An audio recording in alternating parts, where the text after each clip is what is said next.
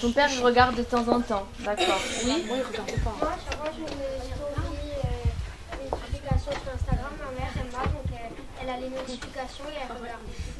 D'accord, elle vérifie. Moi, tous les soirs, quand je dors, elle prend mon téléphone et elle vérifie. Tous les soirs, donc tous les soirs, vos parents vérifient le téléphone. C'est bien ça, hein. Et on commence par leur poser des questions sur quels réseaux sociaux ils utilisent et comment ils s'en servent. Et ensuite, on a pu en parler au travers de cas pratiques, d'événements qui peuvent leur arriver pour leur permettre d'aborder, on va dire, naturellement certaines notions du droit, comme la liberté d'expression, le droit à l'image, etc. Est-ce qu'à cet âge-là, on a déjà conscience de... je dirais l'identité sur Internet, la citoyenneté sur Internet? Ah, j'ai trouvé que oui, ils avaient quand même des notions plus que ce que j'aurais pensé finalement. Après, bien entendu, sur certains points, ça pouvait rester flou et ils n'avaient pas conscience que ce qu'ils pouvaient faire, notamment en plaisantant parfois sur les réseaux sociaux, ça pouvait avoir des conséquences juridiques et surtout des conséquences néfastes, par exemple, pour leurs camarades. Sur quoi ont porté les questions de ces enfants? Les questions, alors beaucoup sur le harcèlement en fait. On est resté beaucoup de temps sur le harcèlement. Qu'est-ce que c'était alors bon, eux de suite abordent le suicide, mais ça a tourné beaucoup autour de ça. On sait qu'avec le développement des réseaux sociaux, on sait que ces pratiques se développent, le harcèlement se développe, on en a plus conscience aujourd'hui. Est-ce que concrètement, on a vraiment conscience? Est-ce qu'ils arrivent à faire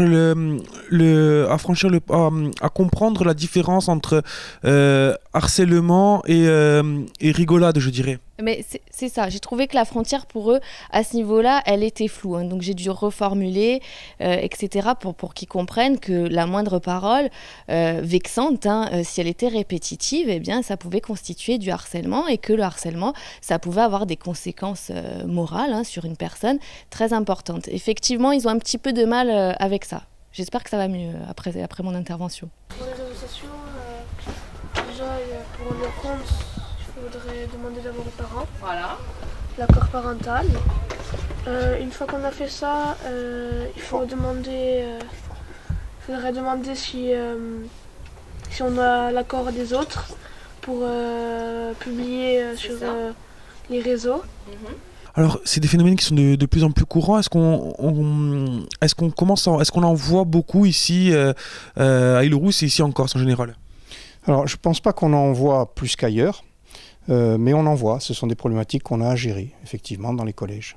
Vous-même, vous avez déjà été confronté à ce genre de problèmes, des élèves qui sont venus vous voir, qui vous ont parlé de certaines choses? Oui, c'est arrivé. C'est arrivé, effectivement. Et aujourd'hui, qu'est-ce que vous souhaiteriez que ces élèves retiennent de cette intervention? Qu'ils retiennent que lorsqu'on adhère à un réseau social, quel qu'il soit, ce n'est pas innocent.